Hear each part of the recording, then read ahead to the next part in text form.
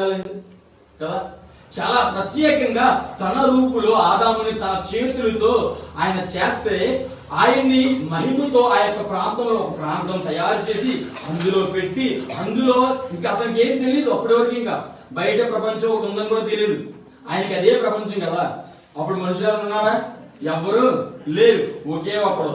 ఆ ఒక్కని దేవుడు ఎప్పుడు దేవునితో కనెక్ట్ అవుతూనే ఉన్నాడు. గుర్తుపెట్టుకోండి, దేవునితో ఎప్పుడు ప్రతిరోజు మాట్లాడుతూనే ఉన్నాడు.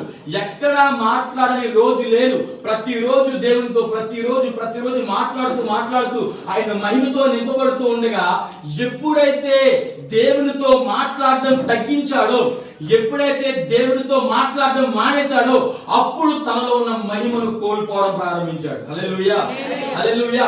ఎప్పుడైతే దేవునితో సాంగత్యము, దేవునితో మాట్లాడే ప్రార్థన జీవితము మనకి తగ్గిపోతుందో, మనం దేవుని దగ్గర నుండి వెనక్కి వెళ్ళిపోతుంటాం.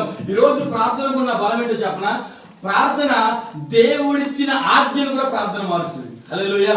నా మాట అర్థమైందండి? ఏంటి నేను ఏం చెప్పాను? ఏదో చెప్పాను, మీరు చెప్పుకున్నా నాకు ఎందుకని అంటాను. దేవుని ఆజ్ఞను కూడా మార్చేది ప్రార్థన. దేవుని ఆజ్ఞను మార్చేది ఒకనే ఉందా? కానీ ఒక్కటి ఉంది, అది